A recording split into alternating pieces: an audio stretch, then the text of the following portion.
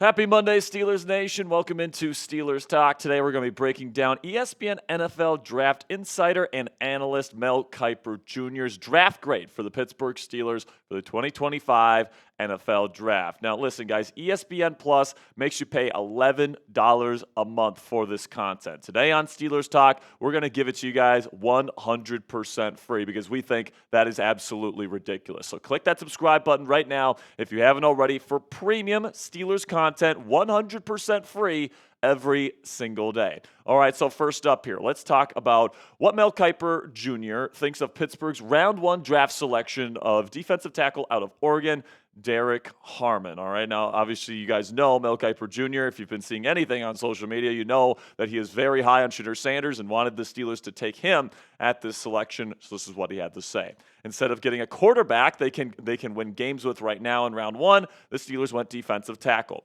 Don't get me wrong, Derrick Harmon is perfect for this defense. His 34 pressures when lined up as an interior lineman led the FBS. He combines power and quickness to create chaos. And I do agree with Mel here with his evaluation of Derrick Harmon's fit in the Pittsburgh Steelers defense. It is absolutely perfect. And then, his production speaks for itself. He has more pressures, more tackles for loss, and more sacks than Mason Graham, the defensive tackle out of Michigan, that the Cleveland Browns passed on Travis Hunter to trade down for. All right, so Harmon is definitely somebody that makes this pass rush even more fearsome because in their 5-down fronts, he's going to be lining up next to Cam Hayward and Keanu Benson, not to mention T.J. Watt and Alex Highsmith. I mean, these 5 rushers getting one-on-ones when they're dog blitzing here, absolutely unstoppable if you ask me, and that's a good thing, absolutely. But this is something that has been a trend for the Pittsburgh Steelers where they tend to take players that have a little bit of injury risk. We saw it with Ryan Watts last year. The team released him today because of injury concerns. Also, Corey Trice Jr. has been hurt his first 2 seasons in the NFL. Troy Fautano was flagged for knee issues last year, was the first-round pick for the Steelers, only played in 1 game before, lo and behold, he has a knee injury that ends his 2024 campaign. And now you draft Derrick Harmon here, who had a partially torn labrum, which was shown on an MRI that he got at the NFL Combine. So it's yet another injury risk for the Pittsburgh Steelers, which is why Harmon fell to number 21 and fell to where he did. But hey, if he stays on the field and if he can stay healthy, he's going to be somebody that's going to be a big-time impact for the Pittsburgh Steelers and could be that for them on day one. So let me know down there in the comment section, what is your concern level for Derrick Harmon's shoulder problems that he is bringing into his NFL career? Put it on a scale of 1 to 10. 1 meaning not worried about it whatsoever. He's going to stay 100% healthy. To 10, meaning, oh my gosh, he's only going to play in 1 game this year. I'm so scared that he's going to be out for the season. Let me know what you guys think down there in the comment section for today's pinned question. YouTube's going to throw you an ad break here in just a couple of seconds. And when that happens, take advantage of that time by let me know your concern level for the Steelers' first-round pick.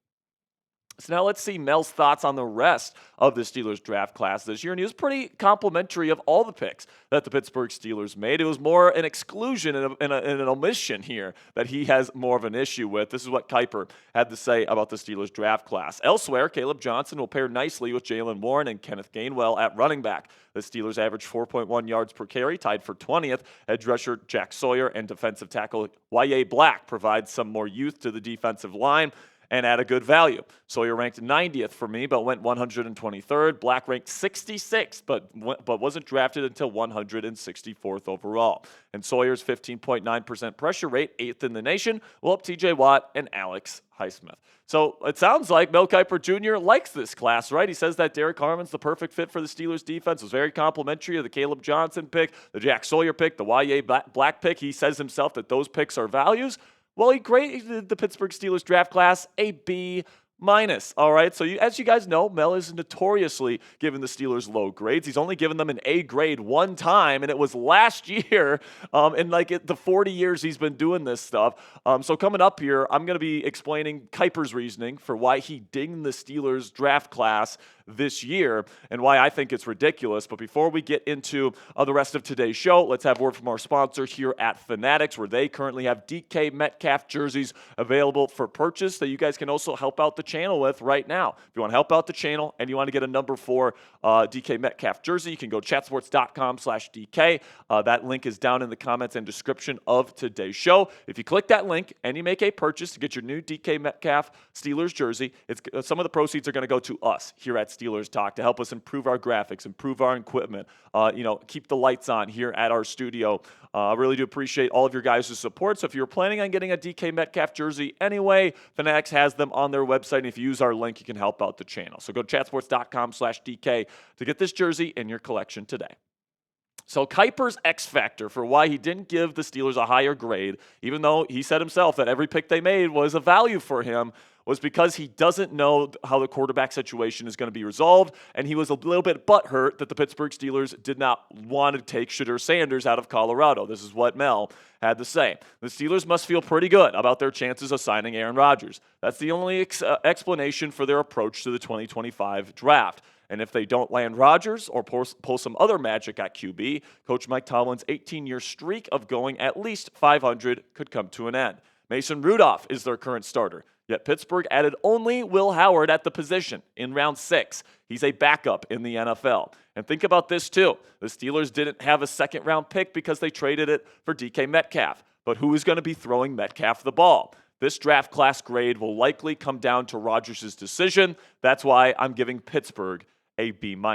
Well, Mel, it seems like kind of a foregone conclusion at this point that Aaron Rodgers is going to sign with the Pittsburgh Steelers. And listen, if Rodgers signs, I do agree, depending on if Rodgers signs or not, it does affect the grade of the draft class a little bit. I think if Rodgers signs, this draft class is an A because you're surrounding him with some awesome talent, not to mention you're getting a guy in Will Howard in round 6 that does have some nice tools at his disposal. But if he doesn't sign, it's still a B+ for me. And the reason for that is that the Pittsburgh Steelers have a plan B in place if Rodgers doesn't sign with them, and that is to trade for Kirk Cousins, and that is perfectly fine with me, okay? Now, producer Coop's shaking his head, but that is the plan B option for the Pittsburgh Steelers, and it's like Kirk Cousins is a much better win-now option than Shedeur Sanders. That is just facts, all right? Shedeur Sanders needs at least a year or two to really develop his anticipation, his pocket footwork, all these different things that he needs to work on before he can become a legitimate starter in this league, capable of winning playoff games. But it really does sound like Rodgers is in Pittsburgh's pocket, guys. Art Rooney II went on Pittsburgh radio this weekend and said this about the Rodgers saga. We're still kind of getting the same signals we've been getting recently that he does want to come here. I do think he may we may get word soon. Obviously, with things starting to crank up here with the offseason program, etc. If he's coming, we would like to get him here for some of that. And then Mike Tomlin went on the Rich Eisen show, actually during the NFL draft on day 3, and said this about the Rodgers situation. We've had good conversations. We feel good about our plan at the position. Certainly, it's yet to be revealed at this point, and I understand the angst not only in the media, but this community that supports us, talking about the fan base. We're excited about what potentially awaits us there. So listen, guys, if Aaron Rodgers really does sign with the Pittsburgh Steelers, and it sounds like this could be the week that a signing event actually happens, I like the way that this team is shaping up. You take a look at the offense and how it's going to look if Aaron Rodgers signs. You got Rodgers at the quarterback. You made a big-time investment on the offensive line over the last several seasons. Broderick Jones finally gets his chance to play at left tackle, the position he was drafted to play. Seumalo and Frazier are extremely solid at left guard and center. Mason McCormick, the plan was always for him to develop over this offseason and then become a true starting right guard. I'm excited for his future. Then Troy Fautano, if he can stay healthy, I think that he can be a really good player in this league. Then at the skill positions, you got DK Metcalf, George Pickens as your top 2 receivers, Calvin Austin III, Roman Wilson as your other supplementary wide receivers, Kaleb Johnson and Jalen Warren as your running back duo with Kenneth Gainwell as kind of a third back to get in the rotation there. And then you got Pat Freiermuth, Darnell Washington, and others as your weapons. This is something that I think Aaron Rodgers and a group that I think Aaron Rodgers can get excited playing for. And then there's the defense where you got this group right here. I mean, if you're doing a dog blitz, which is 5 people blitzing the quarterback here, going after the quarterback, I mean, who's gonna be able to block these guys one-on-one? It's just gonna be impossible, okay? Highsmith, Watt, some of the best pass rushers on the edge in football, and then Hayward, Benton, and Harmon, all disruptive pass rushers as well. That might be the best 5 down front in the entire National Football League. Then you get to the inside linebacker group. Patrick Queen and Peyton Wilson, I think, is very, very solid. Also, you got Cole Holcomb, Malik Harrison, who you brought in this year, and you still got Mark Robinson and Carson Bruener along the off-ball linebacker linebacker group as well. So I think that this is a very solid group. And then you get to the secondary, and you got Joey Porter Jr. and Darius Slay on the outside. Right now, Beanie Bishop Jr. probably starts the offseason program as the starting slot corner because he has experience playing for this team in that spot. But Donte Kent and Sebastian Castro, 2 rookies coming in, are definitely going to be gunning for his job. We'll see how that job kind of plays out here in the weeks to come. But then Minkah Fitzpatrick, Deshaun Elliott, you brought in Juan Thornhill, a really good third safety. And then, of course, Sebastian Castro can also play safety. That's what he played there at Iowa. So I really like the way that this team is really shaping up. And I'm really excited to see what this team's going to be able to do in 2025. And honestly, I think Omar Khan did a really good job this offseason. If Aaron Rodgers signs, all right, and it still remains to be seen if he makes that announcement or not, but it definitely seems like that announcement is coming and likely coming this week. If Rodgers comes here, I like the way that this Pittsburgh Steelers roster is shaping up. I think once again they're setting themselves for yet another playoff run, and hopefully this time it'll result in a playoff victory or 2. So sound off for me down there in the comment section. Grade the Steelers offseason so far. Give me an A, B, C, D, or F. Let me know what you guys think down there in the comment section. Excited to see what you guys have to say about the Steelers offseason and the job Omar Khan has done to this point. Later today, Coop and I will be going live on Steelers Talk, 5:30 p.m. Eastern Time. I'm going to have my full scouting report on new Steelers quarterback Will Howard, as well as a bunch of other stuff surrounding the Pittsburgh Steelers. Make sure you click that subscribe button if you haven't already. Until later today, guys, here we go, Steelers.